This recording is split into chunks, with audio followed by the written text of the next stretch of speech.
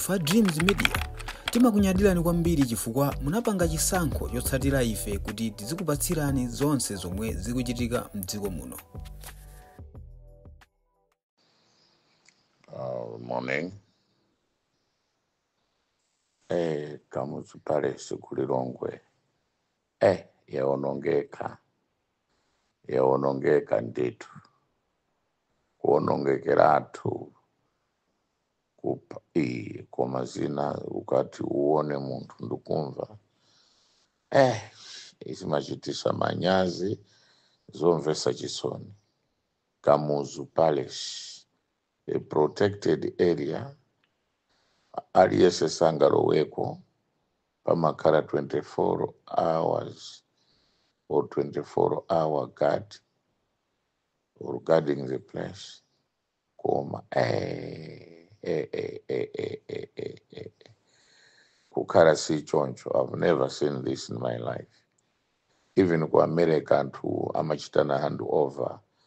Umasizi karangati zimene taziona kuno kumarawi. Choyamba mbili atu. Ndeno ndikupempha police inspector general amene mwangolowa kumena Ruhanga.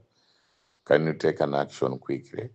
Those people should be arrested, brought to book, to account for their actions, and let the arm of the law at least deal with them. Musa chedwe ai. Mboso antu wose muatenge kuti alipire ma expenses wonse amena onongeka ku State House.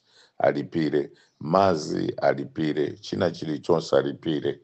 Ngati sizitero ya ende kuti will do something terrible to them. Koma Inspector General Police chonde. Mwamange antuo, bring them to book and let them face the law. Chifukwa sibwino kuononga State House like that. Tose timarepera, sindi kuti woka amena repera. Professor Thapita Mutharika na repera 2020. Sana siye resources. Kunari bwino clean. Tose timarepera. Dr. Banda anarepera. Kuma sana ononge State House like that. And Dan Winner, Joyce Banda anarepera. Kuma sana ononge State House like that. They know, Zachirendo Aruhanga, Inspector General Police, chonde. Gwirani nchito ya nota. Anoerukai. I know it's supposed to forward message. Achaima for operations. Tatenga nipo mbali hapa. Tatenga nipo mbali quickly. And for should be taken. Aliesa mena makara ku State House. Maina hao tilinao. Aliesa mwabwirese. Akakonze nyumba za kuyuza ma expenses hao. Ngatalibe uje ni drama. Mugulise all properties hao. And yosa kare mdende kuti pakare puziro. We should not be afraid just because nyumba ijanamangira u Central Region. Central Region is Malawi. Malawi cannot be Malawi without Central Region. Cannot be Malawi without Northern Region. Cannot be Malawi without Eastern Region and Southern Region. In the Tosen Malawi, a proper action must be taken. And this also must be shown ku my head of states in the SADC region. Kudu kumarawi, kulilongwe, Kamuzu Parish, zinapangika ndi east. Pamena police analipa gate, kumaonerera zintu, zimene zimaonongekera. Former Inspector General Police must be brought to book, must be taken to account for that. The Deputy Mwanga must be taken to account for that. Mapensiona wonse akare seized kuti tukonzere mauje na wanagwira ntchito ya chabe. Asarandreso ndrama ina yonse paka kufa kwao ya boma ndrama zonsezo tukonzere Kamuzu Palace kuti chimena ononga aina kare punziro kuti in future pasakare zimene zozo. Amtarika, a professor, chonde, take an action on this. And we need an action now.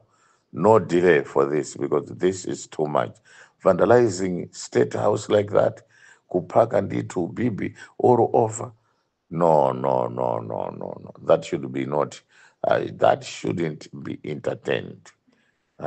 Chonde. Antu ifeti mapempera. Ndekupempera kwatu kukari ngati kumene kuko. Ai, indeed.